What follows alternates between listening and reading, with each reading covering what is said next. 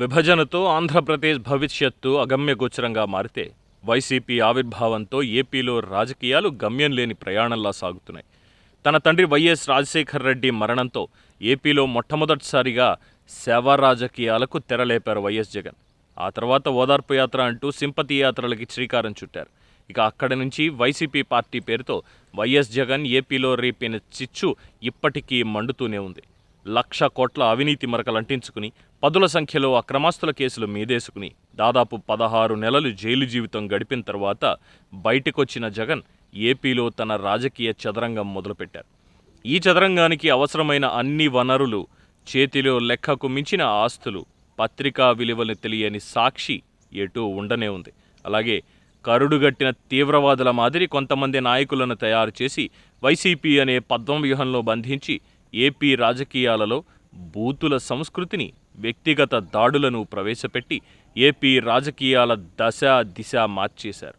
అలాగే వైసీపీ ఆవిర్భావంతో ఏపీలో కుల రాజకీయాలు తన పరిధిని విస్తరించుకుంటూ చివరికి అవి రాష్ట్ర రాజధాని అమరావతిని కమ్మరావతిగా మార్చే స్థాయికి రాజకీయాలను దిగజార్చాడు వైఎస్ జగన్.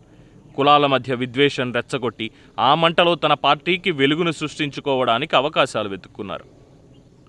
అలాగే ఏపీలో ఎన్నడూ చూడని మత వైషమ్యాలు సృష్టించడానికి తన 5 ఏళ్ల అధికారాన్ని పునాదిగా మార్చుకున్నారు. 2019 నుంచి 24 వరకు ఏపీలో హిందూ దేవాలయాల మీద జరిగిన దాడులు, ఆ దాడులను వెనకేసుకొచ్చేలా అప్పటి మంత్రులు చేసిన ప్రకటనలు ఇప్పటికీ ఏపీలో హిందూ మతాన్ని గౌరవించే ప్రతి ఒక్కరి చెవులలో మారుమ్రోగుతూనే ఉన్నాయి. తప్పులు చేయడం, పక్కవారిని రెచ్చగొట్టేలా వ్యాఖ్యలు చేయడం, తద్వారా ఏపీలో అలజడి వాతావరణం సృష్టించడం వైసీపీకి వెన్నతో పెట్టిన విద్యే. ఇక ఏపీలో తాజాగా రగులుతున్న శ్రీవారి లడ్డూ వివాదం కూడా గత 5 ఏళ్ల వైసీపీ పాప ఫలితమే అంటూ కూటమి ప్రభుత్వం ఆధారాలతో ప్రజలకు వాస్తవాలను వివరించింది. అలాగే దోషులను చట్టం ముందు నిలబెట్టడానికి సిట్ విచారణకు ఆదేశాలు జారీ చేసింది. లడ్డూ తయారీలో వాడే నెయ్యి అపవిత్రం అయ్యింది అంటూ వైసీపీకి ఊహించని షాక్ ఇచ్చారు బాబు. ఊహించని వివాదం ఎదురవడంతో కాస్త సైలెంట్ అయిన వైసీపీ మళ్లీ తన అరాచకానికి పదును పెట్టింది. తండ్రి శవాన్ని సైతం తన రాజకీయ అవసరాలకు వాడుకున్న జగన్కు శ్రీవారి లడ్డూ వివాదం ఒక లెక్క అన్నట్టుగా ఇక ఏపీలో మత విద్వేషాలు రెచ్చగొట్టడానికి తిరుమల యాత్రకు సిద్ధమా అంటూ పిలుపునిచ్చారు జగన్.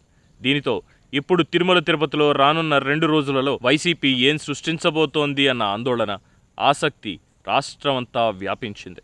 ఏపీలో ప్రశాంత వాతావరణం ఇప్పుడు లేదు, ఎప్పటికీ రాదు అని బయట ప్రపంచాన్ని నమ్మించడమే వైసీపీ ముందున్న ముఖ్యమైన ఎజెండానా? అందుకు తగ్గట్టే వైసీపీ అధికారంలో ఉన్న, ప్రతిపక్షంలో ఉన్న రాష్ట్ర వినాశనాన్ని కోరుకుంటోందా అన్నట్టుగా తన రాజకీయ అడుగులు వేస్తోంది.